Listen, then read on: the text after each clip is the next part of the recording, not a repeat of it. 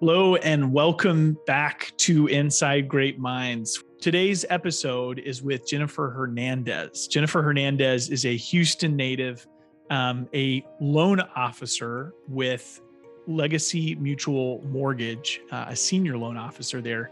And what Jennifer has done and accomplished that merited being on the podcast is she's built a tremendous team as a originator. So in the world of mortgage, you might have a branch manager who manages a whole branch, and you have an originator who actually originates the loans and takes you through the whole process.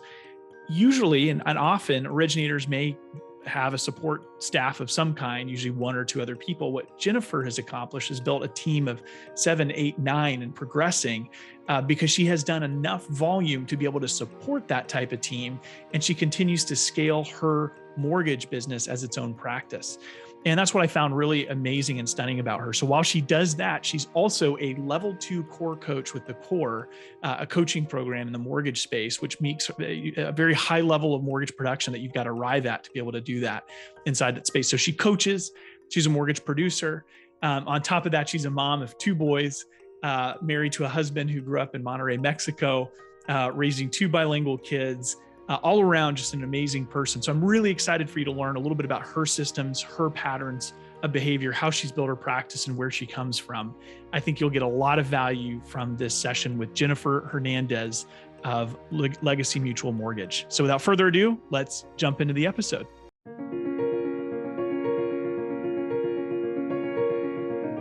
You know that our audience has already heard a little bit of an introduction on your background and where you're at in the mortgage practice now. But one of the things that we love to dive into is just a little bit more on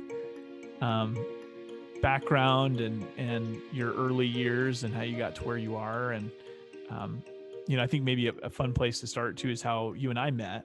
We've met, 4 to 5 years. Yeah, at least 5 years ago, because we had that mastermind group, right? So we were doing a book a month, and we had Gordon. We had about 5 or 6 other folks, and you were probably one of like the 4th or 5th one that joined that group 5 years ago, right? Yep. It was just a small group of just local business friends getting together from a few different industries. And do you remember how you heard about it or how you got connected in? Fabian, a realtor, Fabian Corzo, I've known him for years, and he said, we need a female in the group because there wasn't a female at the time. It was all dudes. And we had recently connected in some other way. And so he reached out to me because he's so good at that. And he says, "Hey, Jen, I'd like to invite you to this. We're needing a female professional, woman. And because we don't have that perspective, and I think you'd be a great fit." And I said, okay. So I, tried it that morning, and in Mark's office, we were there and around that conference table, and I met you there. Yeah, I think we were doing like 21 Irrefutable Laws of Leadership or something like that. It's usually almost always a leadership book. Yes. And that was awesome. It was cool to meet you because you brought 2 things to the table. You're a core coach, right? So part of your job is to take these business principles and implement them with other mortgage professionals, right? So you're coaching and working one-on-one or in small group, right? With other loan officers from around the country, equipping them and teaching them how to be better at what they do and streamline their systems, right? Yep. And then the other side was that you're just your own being a practitioner, what you preach, the mortgage business that you've built to scale as well. So yeah, it was neat. You always had value to add in that conversation, and that was a fun start to a long relationship. So thanks again for being here. Yeah, you're welcome. It's a pleasure. So for, I've always kind of been interested, and we've had in those mastermind meetings little bits and pieces of it where we would talk about something deep, and we'd talk about our childhood or where we grew up. But for you, remind me, like, were you always a Texan? You grew up in Texas, right? Native Houstonian, actually. So born and raised, yeah. So born and raised here. Did leave for a year. I really don't mention it, but in high school, Thanksgiving of my junior year, my mom announced that, post divorce to my dad, like, hey, I'm taking you and your brother. We're moving to New Jersey to be close to my parents. And I'm like, what? We're doing what? So we moved at a crucial time in my high school year, and we moved to New Jersey where I had to start with new friends. And I think that was probably the first real challenge that, without realizing it, that I had an opportunity. Now that I look back, I had an opportunity to feel sorry for myself and just linger in sadness. But I made stuff happen. Like I said, okay. I mean, I cried for a while, okay, because I had a super cute boyfriend at the time. I was popular in school. Like it was smashingly chaotic for a while, but I got over it. And so that really was the first big challenge that I can think of that I faced at a crucial time. And, we went up there, I just got a job at a restaurant as a hostess and, to Was make this money your to save for college. And was then I this came back to go to A&M. was this your junior year or senior year? My junior year, my Yeah, junior gotcha. year. So for a year and a half, I was in a school, and I had friends, but not deep, deep friendships, right? So like I never go to my high school reunion because I never really was super connected with those people. Hmm. But I made it work. I made it work.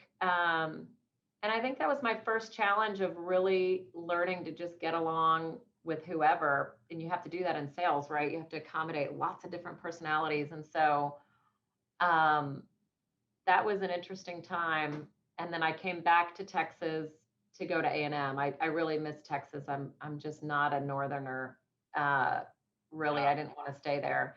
So I came back, went to A&M, um, and catapulted from there. I worked 40 hours or probably more a week throughout college.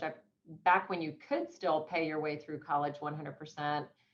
I paid my way through college 100%. I mean, I did have a little student loan help, nothing like student loans these days. Yeah. Um, So it was attainable at that point in time. yeah. Well, it's tough. Like New Jersey, at the Northeast, when you've grown up your whole life in Texas, it is a different type of person, right? I mean, even if you go up there and do business up there now, it's none of this like, hey, let's build Different. rapport and really connect. It's like, what do you want? How what like why are you Well, asking? I semi disagree that the people, I mean, we did have family up there. That's why my mom moved us up there. So I did have some connections Yeah. and my cousins were up there. But actually, I got a lot of attention because they loved it when I said y'all. Like when I said, "Oh, hey y'all," they were like melting. They're like, "Oh my God, say it again." So I mean, we did get a lot of attention because we were Southern. Yep. People gravitated to us, and because we're nice and normal, and they were like, "Oh my gosh, y'all are so sweet." And so it actually was a good experience.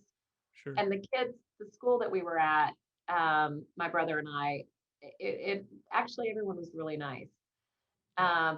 But it is different. I mean, you're correct. It's a different pace. It's a different way of just culture.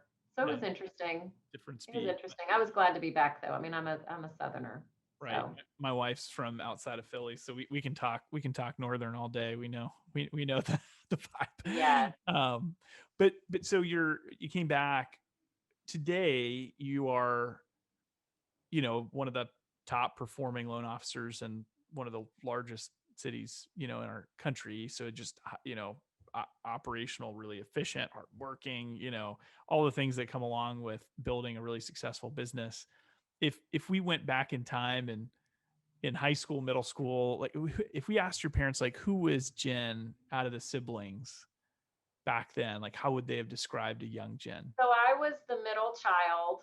Um, my little brother was born when we were just a year and 4 months apart. So my mom says that I was just a perfect angel because I would sit in my crib with my fingers in my mouth like this, and I just had the two fingers in my mouth, and I would just play with my dolls, and I would fall asleep, and I would just go to the side like this, and just she said you would just sit there and sleep like you didn't complain, you didn't cry.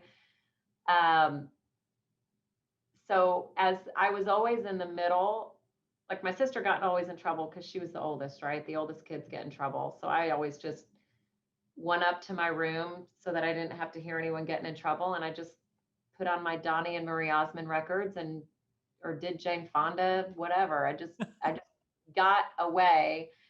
Uh, and then my little brother, so being the middle, I really was kind of a mediator. Like I was always on both sides. Like I never really got involved in any conflict, uh, which is how I am now. I really don't like conflict. I like to work it out. Like, hey, let's just work this out. Let's not be at odds with each other. So being a middle kid or being that kid, I guess permeated fast forward to who I am. But that was who I was as the sibling, as the middle, always just staying quiet in the middle, making sure everybody, I was The on the peacemaker. good side of everybody, never Yeah. getting in trouble. I didn't get in trouble much. Well, we'll have to get Kenny in here to get all the really good stories. But Yes. that's your Kenny is your You'll get some. older or younger brother, actually. I He's didn't younger, a year Younger and brother. 4 months younger. And he's Yeah. actually been working, he's been my right hand co-pilot for 18 years. This in next week will be his Wow. 18-year anniversary as my very first assistant in 2003. And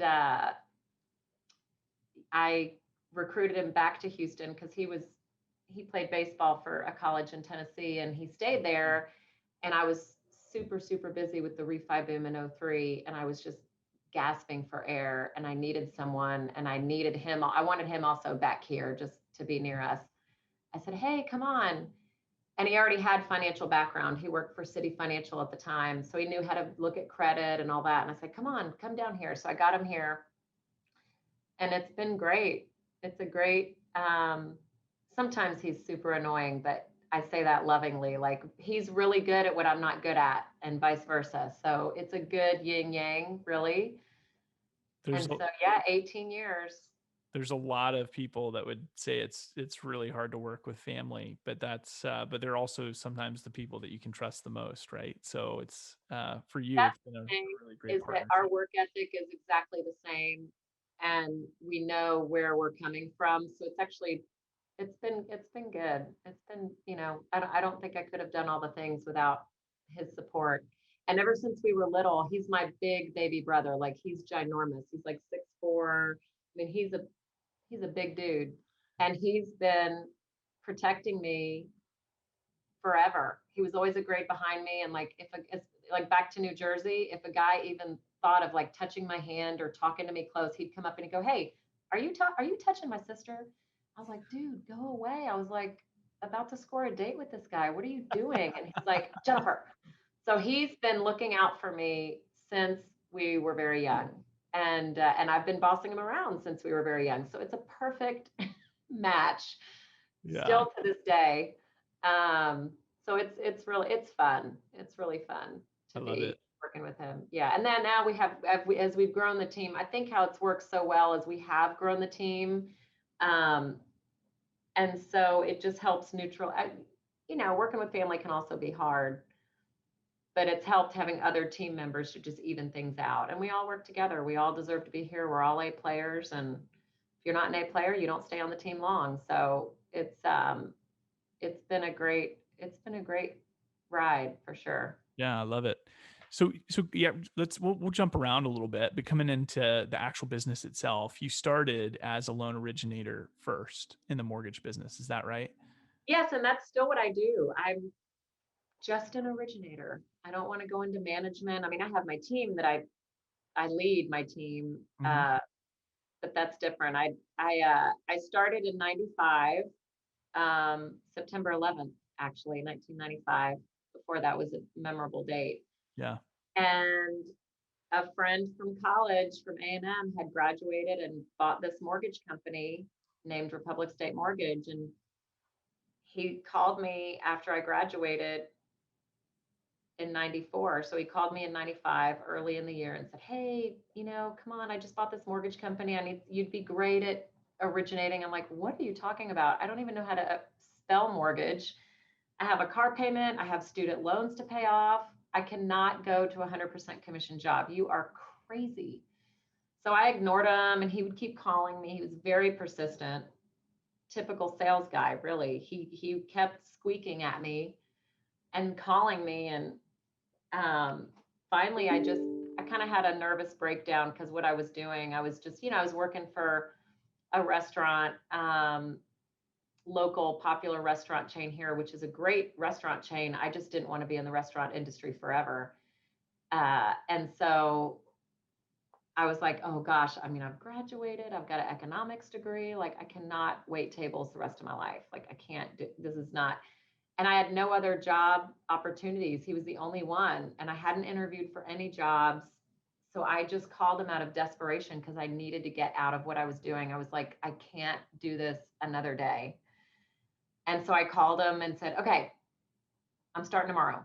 He's like, oh my God, that's great. Come on. And literally, that's how it started. And he was a great mentor, for just teaching me how to, and I want to say fish, but how to make things happen. He was good at generating things. He was very, very, very skilled at that. And so he taught me how to make things happen. Yeah, I love very it. early on. Is that Robert And we're talking about? Robert Wagner, yep. Yeah. And he taught me how to build relationships, and that's, he was fun and spontaneous, and I learned a lot of good things from him. And then, so I was an originator, and then 11 years later, so I was with him for 11 years, and then I just said, I just need something different. And so then I went to Patriot Bank Mortgage. That was a local bank here in town. They're not here anymore, but they started a mortgage company. And Is that around 2008 and 9? It was 2006. Yep. Okay, It was right 2006. before. Okay.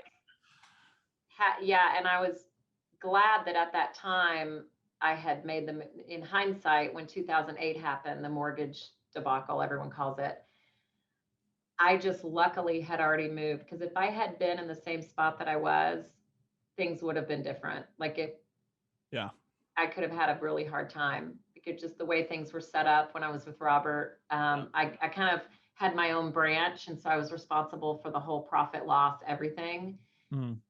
And I didn't like that. That's why I got out of it and went to Patriot. But had 2008 happened, I could have had some serious issues with just, having to pay for stuff and losses. Lots of companies went through losses and stuff. Yeah. But anyway, I luckily had already moved and settled. I thought, I don't want to be a branch manager anymore. I want to just be a loan officer. I just want to take care of people. I want to show up, do my thing.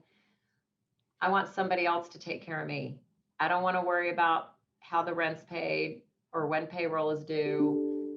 All those things that as a business owner, you have to obviously worry about. So I tried it. I didn't like it. And I said, I'm just going to go back to, I'm going to claim back 40% of my time and just originate, and I'll grow a team and manage them. But I want someone else to pay all the bills. I don't want to do it. And so that was 2006. And I was with Patriot until 2014. So I was with them for 8 years. And,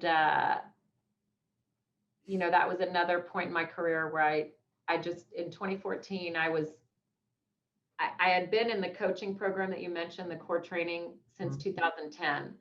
So for 4 years, I was really concentrated on, and the core training is lender, realtor specific. So it's very industry specific. And their coaching is around building a team around you, with processes and systems to support you, generate more leads than you can handle, build a team to help you support it, and then change the planet by giving, having more to, giving more money away. They teach you how to really save money so that you can impact not only for yourself and your life, family. They're huge about savings. Okay. And so it's kind of that whole mixture all together. So that's what I signed up for in 2010. And the company that I was with just wasn't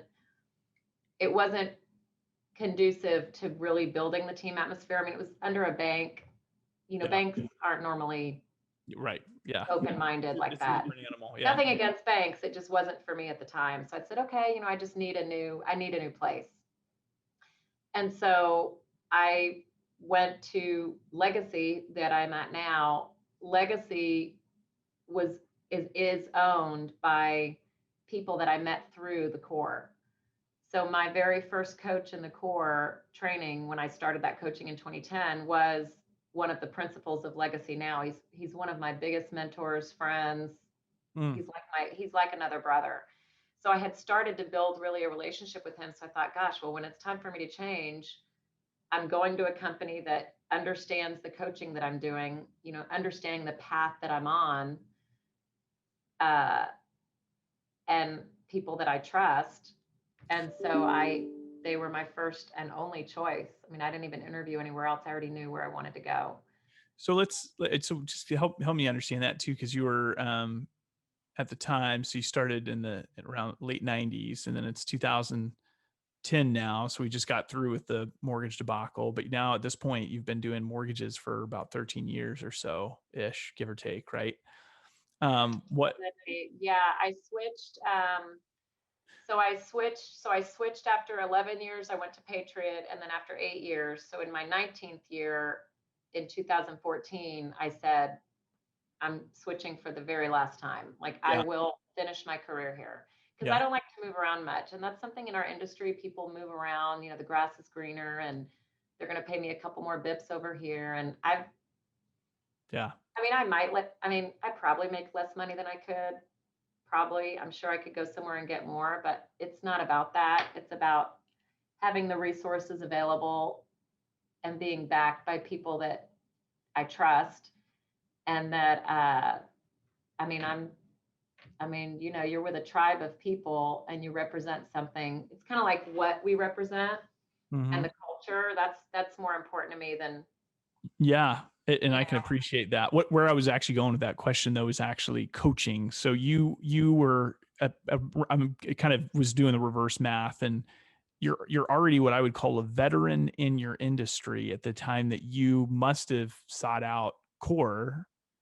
yeah. Oh, And yes. so that I was like, what's going through your head? You've done this for a while. Like, why do you need help? Okay. Well, yeah, that's an interesting angle, twist to the whole story. So I started in 95 and I started coaching 15 years later in 2010, pretty Yeah. much. So 15 years into my career, I was actually at a down point. Everyone has ups and downs, but I was successful, um, in certain aspects and not successful in others. I really never learned to save money. I mean, my parents are amazing. My mom is deceased now, but my dad is still living. But I mean, they're amazing. They taught me work ethic. I mean, unbelievable, simple things that stick with me today that are part of my success.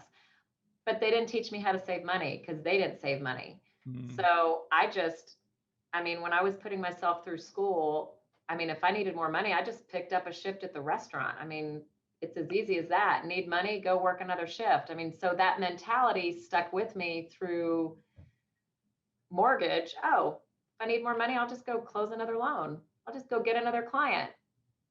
Okay, now that's a little warped when you get to a point to where, I was used to just making money when I needed it and spending, and I spent more than I spent a lot. And so I had some debt. I had some bad habits around money, and it really caught up to me in 2010, or in kind of that 08, 10. And I was very successful mortgage wise. I was doing a good number of loans on the surface, but deep down, I didn't have hardly any savings. I had a little bit of savings, but not really. So what good is all this if you're not saving any money? So I was divine intervention. I truly believe in it. I crossed paths and was introduced to the core training to Rick Ruby at a seminar here in Houston. He was here locally, and was introduced to him. And that's when it all started to change. I just said, you know what? I need to sign up with these people. Um, Against my husband. My husband was not for it at first because he was like, that's your problem. You're always trying to spend money, and it's an expensive program. It's not cheap, Right. Yeah. but Yeah. they get big results. And I just said, you know what, Fernando, I need you to trust me because okay. He's like, okay, I'll give you 6 months. Like he was grumpy about it. Like he bought into it, but not right at first. So he gave me 6 months, and in 6 months, there were immediate tangible changes in my business, like monetary, like immediate, just by, and just by tweaking a few things that were right in front of me. But I was just so running on fumes all the time, and successful, okay, but successful by accident.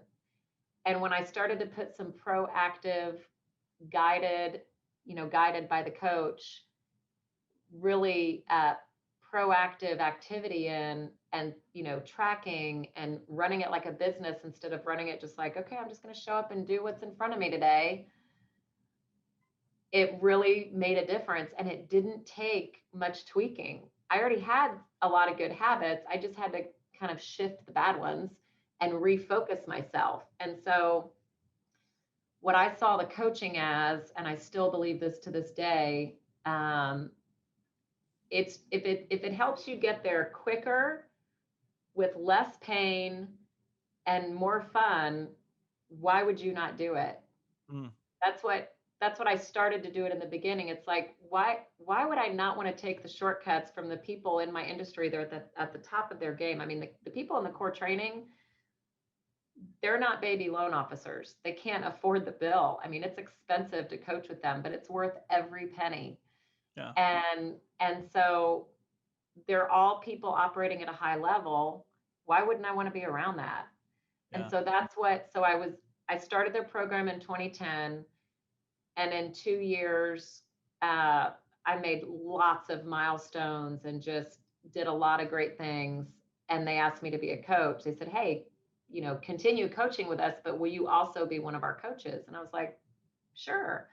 So, I mean, that's my second job. I mean, I'm paid very well to be a coach for them. Yeah. And so it's fun and it helps keep me accountable. And so anyway, fast forward, I'm still learning. I mean, I'm not at the top of my game. I'm always trying to get better because things change. Your team changes, the industry changes. My goodness, your clients change, everything, technology changes, and we have to change with it. And if I truly believe that if I didn't have the guidance of someone else that I know cares, I mean, of course they're accepting your money, but they really do care about you, right? Otherwise they wouldn't be a coach. Having another person just as a mirror and just say, hey, let's think about this. And that's what I love about you. So I do all this coaching, okay? Like I've been coaching, like it's coming out of my ears. Sometimes I'm just like, oh my God, I don't want to coach it. Like it's so much. But I decided to coach with Southwestern with you. I think it's been 2 years now. Because I needed something for myself. The core training is great, but it's group training. It's like you're on a call with three people. It's industry specific. And I wanted something else that I could just have as my own, just me, like just Jennifer. Yeah. And that's when I started with you. So I'm still double coach. I'm coached by the core and I'm coached by you. And it's been great because you're able to see things at a deeper level that, my other coaching is more tactical and yours is more big picture, at least how I perceive it. I mean, we work on a lot of different things, but it does get very specific, but it's really able to help me on my, my sales skills and, things specific to just me instead of being on a call with 3 other people. Yeah. So long answer to your short question. A good answer. Now it's just interesting to hear, why someone gets into it in the beginning. One thing to shift over to that I think is a product of probably some of the coaching you've done. And then, part of it's just been your motivation to grow and get bigger is how you built your team. And one of the reasons I invited you on the podcast is because of how you've built the structure. So you say, I'm only a loan officer, but there's a lot of ways to grow in the mortgage business. You can become a branch manager and go into leadership for a mortgage company, right? But you can also, as a producer, scale to be able to scale production to what you're capable of requires being bigger than just yourself, right? Oh yeah. And so So I want to hear about some of the I want our listeners to hear about some of the trials and tribulations that come with building a team. So, you don't have to name names through this part, but like I always love for people to hear what was the worst hire you've ever made? Like just give us the picture of that. Like worst hire you've ever made where you brought someone on and you were like, I'm never building a team. I'm just going to be a single producing loan officer. Did you ever have that experience? Well, this was prior to coaching. Yeah. Uh, Actually, and this was even prior to my brother coming on. I had a gal that I hired, and I had no idea back then. I mean, I'd been in the business a few years, and I was like, oh, I need an assistant. I had no idea how to delegate, no one guiding me. There's no manual. And if there was, I wasn't reading it. And I remember walking into my office one day and she had gone to lunch and she was a sweet gal, but you know, I remember walking in and she was on her lunch hour and she must have still had like 5 or 10 minutes on her lunch hour. And I walked right past her desk because that was how I got to my office. And she had her head down and she was taking a little short nap for the rest of her lunch hour on her desk. And I just thought, I mean, everybody deserves to rest, right? But I just thought, I don't know. Thought, what's going on? I don't know. It just kind of irked me. I was just like, okay. And I just thought to myself, oh my God, what have I gotten myself into? And I probably let her go. I can't even remember. It was so long ago. But I remember that I just went through assistance like water, Mm. literally. And the problem really was me because my leadership skills on a scale of 1 to 10 were like a -10. Okay. Like I had no idea, no awareness, none of it until I really started to surround myself with other leaders.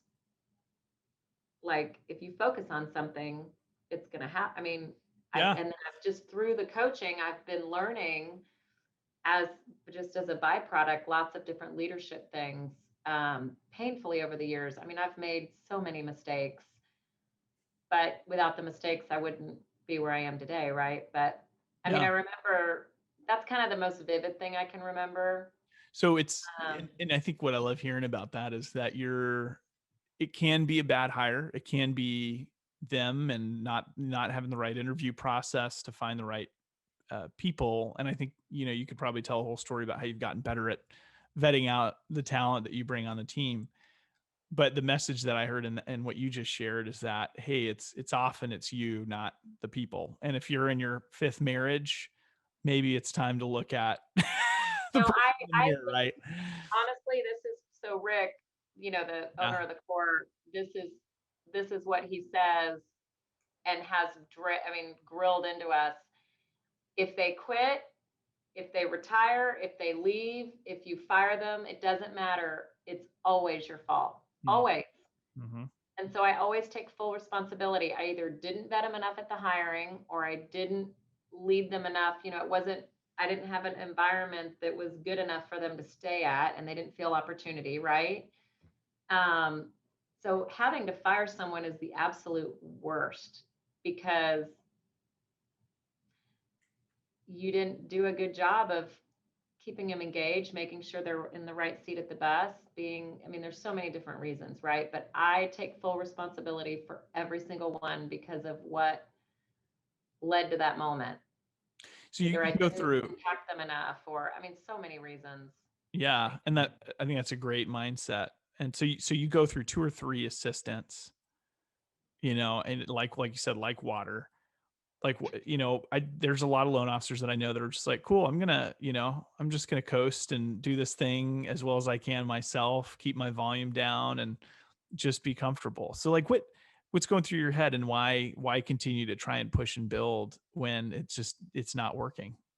Because I see the benefits for the clients and the referral sources, um, that all roads don't lead to one person. I see the strain that it can cause when everything leads to one place and there's no backup. There's no one answering your phone overflow. There's no one else that can send out the pre-approval letter when you're like, I'm on here with you for an hour. Well, who's manning the phones? I've got coverage. Why should the client suffer if I have to leave early for my kid's baseball game? Like, why should that even matter? Mm-hmm.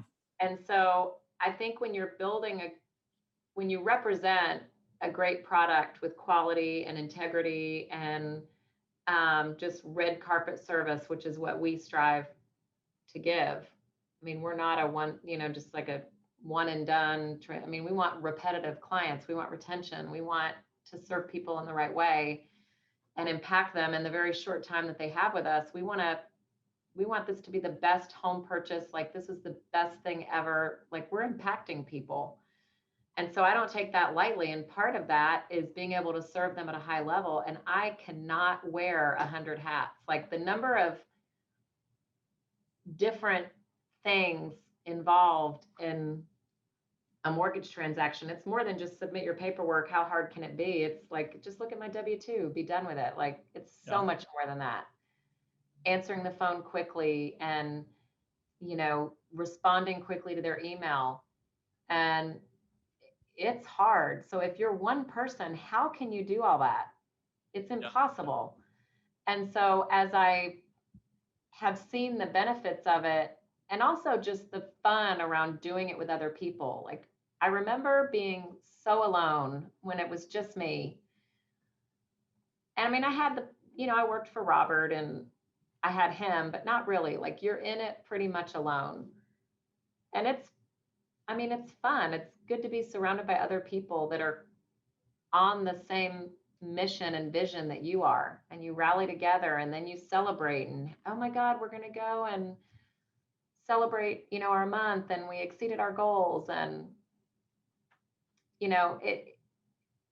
it's just that whole big picture. And then, so then when we're having more fun, our clients can have more fun because we're having fun and it seeps over to them. Right. So I just think that all roads leading to one person, it's just it's a horrible way to live. I'll be honest. Like, even for those loan officers, the pressure that you feel to get things done and be everything to everybody, it's a lot of pressure. A So lot. it's so interesting because you hear people in the mortgage business say like, well, I don't want to do more volume because that's just more pressure and more stress and Not it's if you have already the too team to help much. you. And I think you have a really valid point. I think and this is probably not just the mortgage business, but it's symbolic of anything that scales. One of the hardest places to be is in that middle ground between where it's just you and you've created the surplus budget to really staff up heavily, right? That middle ground where you're kind of have to grow through that pain of that first assistant, that first hands on deck to be able to experience what it's like when you now have, I mean, how many people are on your team all 9, in? 10 including me. 10 people, right? Right. And so you're doing a tremendous amount of volume, and most people would look at the volume you do and they go, oh, I don't want to have Jen's life. She doesn't have a life. She can't possibly have weekends and evenings. But because of how you've scaled your structure of your system and you've equipped your people, it's actually in some ways, you could argue it's maybe even a little easier than some of the times where you were working solo at max capacity, right? I mean, yeah, Maybe I mean, I easier wouldn't isn't say the right easier. word. It's just different. I mean, it's Yeah. still very much a challenge. I do still sometimes do nights and weekends just because of my sense of responsibility. I mean, but I can it's fun to narrow the focus and for me to do what I'm really good at. And then what I'm not good at, I have other people do. Mm-hmm. And so it's it's just it is it's fun, it's a challenge. It is still a lot of responsibility because I do worry about all of the 9 people that work for me. I mean, I care and worry about every single one of them. So for me, it's the pressure of performing to keep that all going. But I wouldn't trade it for the world. I mean, they're really my first client. They're my true VIPs, and then, well, really my family. Okay, they're the first VIP, and then my team, and then my referral partners, and then my clients. So I mean, Yeah. So you're able it's to fun. serve, you're able to serve, 30 or 40, families, households that you're providing, mortgage to every month, right? Yeah, But where if that was just you, you would no be, way. yeah, not even remotely I mean, capable. I could, Good. and I have before. That's right before I hired Kenny. I was doing 30, but I mean, I was about to literally like jump off the fridge. I mean, Right. it was horrific. And the stress and, yeah, it was too much. If so, here's a question: if you went on vacation for a week right now, what would happen? Just the same that always happens. I mean, it would go, like, the business would go on, right? Yeah. Yeah. I went on a week vacation a couple weeks ago. Yeah. It's fine. It I didn't call in. I didn't do anything. If you went on a vacation pre-Kinney, what happens? Pre-Kenny, no, I mean, it was horrific. It was horrific. um, yeah, absolutely. So, and anyway, so I think it's interesting to kind of hear that perspective, because I think some people think growth always means more work, and to your point, it may be more responsibility, but it also comes with the ability to, you can leave for a baseball game and you have other competent people Yeah. who can handle email, right? Yeah, I mean, my more work is by choice. It's not, because I love what I do. So sometimes I'm like, I look up and I'm like, oh my gosh. So I have to work on setting my boundaries for myself and delegating better. I mean, I hoard things just like everybody else that I should delegate, and my team slaps my hand for it.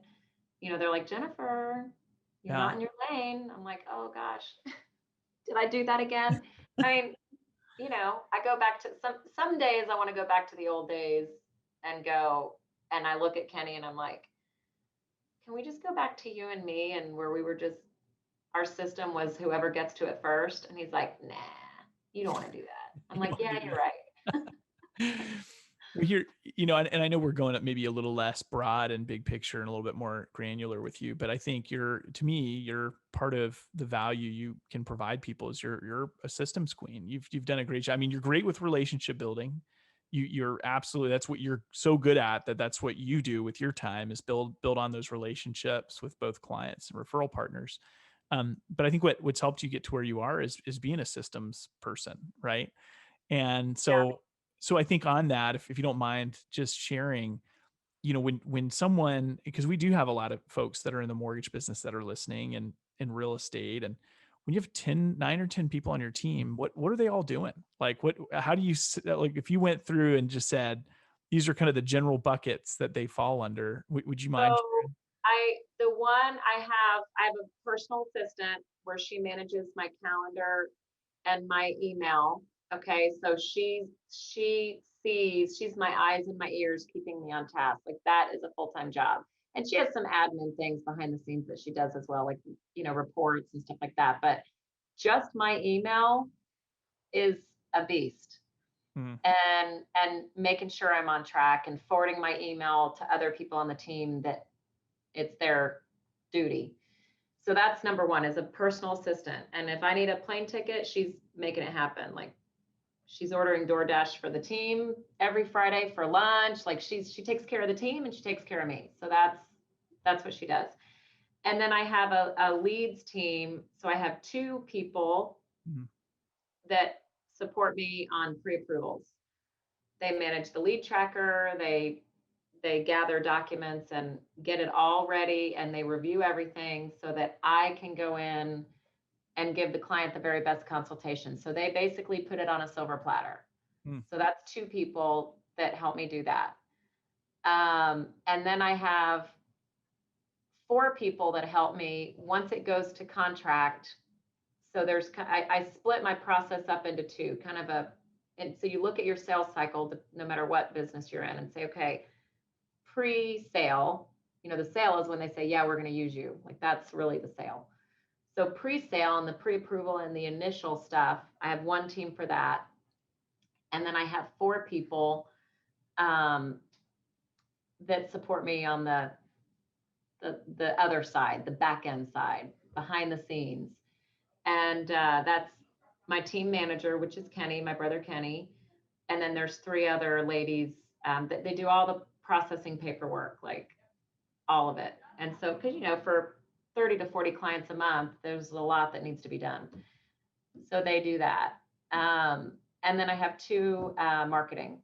So two marketing people, because I have a big marketing, Yeah. ginormous beast that I've created, but I've got more like the YouTube, social media, like the distribution of things. And then I have one that's more of a concierge to my relationships because I'm 100% referral. I don't advertise. So, the partners that refer us, whether it's realtors, business people, past clients, anything related to that, like mail, write, webinars, scheduling events, supporting me on all those things that need to be done. The execution of a lot of those little details, like the little notes they get, or house anniversary, like, oh, happy house anniversary, happy, it's been 3 years since you bought your house this month, and little touches like that that keep you top of mind. So the past clients just keep calling you. That's the goal. Yeah, I I don't love want it. to advertise. I just But want to keep sending them notes. one thing I appreciate about you with the marketing piece is you've created just tons of YouTube content, short form, that helps educate realtors, buyers, everything. So you've gone to this area of creating a lot of free value as a way to build trust with the marketplace. That's a big creed of ours, right? We say we always are willing to provide value freely as a way to build trust. And you've just created this abundance of resources that partners can use. But the other part of that, besides the principle that I appreciate, is that you, just like any of us, are not immediately comfortable in front of a camera. And I've watched the videos progress from the first one that you've ever done to like really high quality, comfortable work. And so that takes, I know so many loan officers that are terrified of the camera that were like, nope, not for me, like not going to do it. And, I think in the beginning you were probably like, all right, well, let's try it. There was a journey that you had to take to get there, and to stretch yourself, even when you were already doing a ton of production to begin with. It takes a lot. So, um, anyway, if people that are listening get a chance to check out a YouTube channel, what's the YouTube channel called? Loan, LOAN with Jen, Loan with Jen. And that's all my social media handles too. It's my website to reach me. Yeah. YouTube Loan, not plural. There is a Loans with Jen. That's not me. It's Loan, LOAN with Jen. Good. And then, yeah, social media, Facebook, all that good stuff. Yeah, it's a great way to find Jen. And I know we ran out of time a little bit, and there's a million other questions I could ask you. And there's so many tools and resources you've created to make your team more efficient, that would be cool to have you share too. But just in recap, you've got an incredible husband, 2 great kids at home. You've built a great business, 10 team members supporting you. Give us this two quick last things. One, very quickly, what are 1 or 2 top books that you would recommend people read that are trying to build something that like what you've built? I really loved, I'd listened to this one. David Goggins, Can't Hurt Me. That I devoured that in a weekend. Like I was listening to that while I was giving my kids a bath. Like I was like, oh my God, I can't put this down. And it was about grit, and you can do so much more than you know. Like the dude was running marathons on broken legs. I mean, not that I'm going to go do that, but it was like, we can do so much more. There's so much more gas in the tank if we just know how to access it. So that was the first one. Um, the second one is really anything by John Gordon. I feel like his books are just so easy to read, and they're really just very meaningful. There's one right now, or no, sorry, not John Gordon, John Maxwell. Sorry, John Gordon has great stuff too, but anything by John Maxwell. There's one right now that's leadership promises for every day, that it's 365 days of, and it's connected with Bible verses as well. So it just, and it's for leaders. And so it helps you have on the front of your mind leadership nuggets. And so I just read one a day. They're super short. I think it's just kind of a necessary have by your desk, and just start your day with, it's like a devotional. So that's John Maxwell. I like that, but those 2 stick out. Yeah. And there's so many more great I know ones. you're an avid reader, so there's probably about 1 million you could recommend, but those will work. And then last thing would just be what, maybe leave this interview with this. If you were giving advice to a young Jen just coming into the mortgage business, based on all the experience that you've had, if you're going back and just giving her one piece of advice, what would you tell yourself?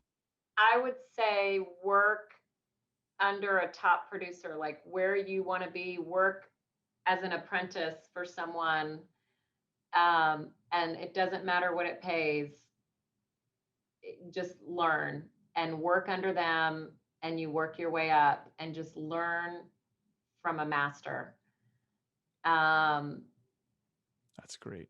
I could have just saved so much heartache if I'd have done that. I mean, the people I was around were great, but had I really known what I know now, like it took me 15 years until I started coaching. Yeah. Like imagine what happened in those 15 years. I mean, I could have cut out so many mistakes. Yeah. I don't regret any of it, but I just learned from the masters and be committed to doing that. Don't be in such a hurry to take too many shortcuts. Like you've got to do the work. You've got to learn the trade to get the big prize, whatever success that means for you. And it doesn't always have to be monetary. I mean, but learn from the masters, I think It's great is my feedback. answer. Yeah, Yeah. I love that. Jen, this is great. Always goes by super quick when we do these interviews, but thank you for making the time in your schedule, and thank you for building a team that's allowed you to make the time for this interview. Yeah. So Yeah, that's great. wonderful. Thank We'll you, probably Adam. see you back on here again. So thanks, Jen.